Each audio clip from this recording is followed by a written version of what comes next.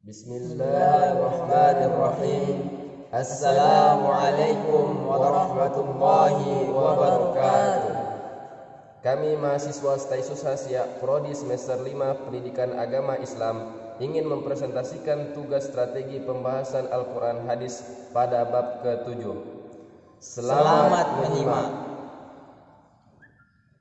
Strategi pembelajaran melalui pengalaman atau disebut experiential learning. Strategi experiential learning yaitu suatu proses belajar mengajar yang mengaktifkan pengetahuan di mana seorang siswa itu belajar melalui pengetahuan dia tersebut. Kemudian tugas fasilitator dalam proses belajar mengajar berdasarkan pengalaman yaitu meningkatkan aktivitas siswa, kemudian menciptakan suasana kerja yang baik, membantu meningkatkan kerjasama antara siswa dengan siswa yang lain, kemudian antara siswa dengan fasilitator, dan mendorong siswa untuk menggali dan mengembangkan pengalamannya dalam kaitannya dalam kehidupan nyata. Kemudian membuat siswa merasa agar dirinya itu sebagai sumber belajar, maksudnya agar siswa itu tidak besar kepala, tidak menganggap bahwa dirinya itu adalah seorang ahli. Dari pernyataan di atas ini kita tahu, kita simpulkan bahwa strategi experiential learning ini adalah aktivitas yang dilakukan oleh guru dan siswa untuk perwujudan kegiatan belajar mengajar sebagai proses perwujudan kegiatan belajar mengajar yang dimana siswa itu langsung melalui pengalaman dia tersebut itu gitu.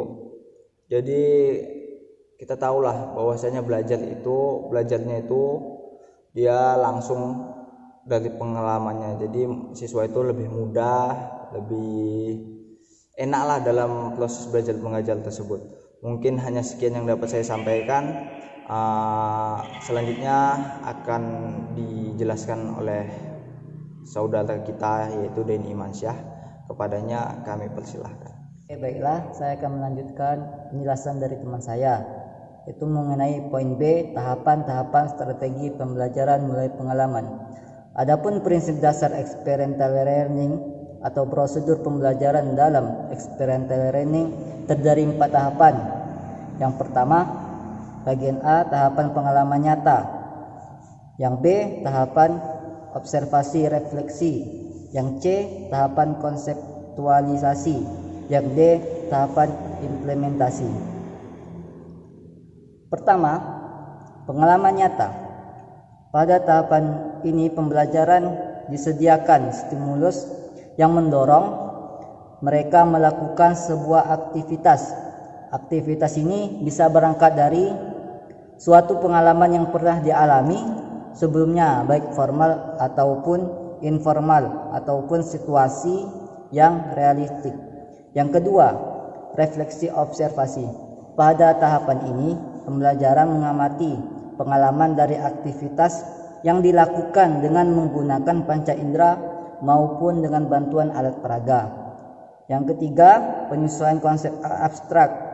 Pada tahapan pembentukan konsep abstrak, siswa mulai mencari alasan dan hubungan timbal balik dari pengalaman yang diperolehnya.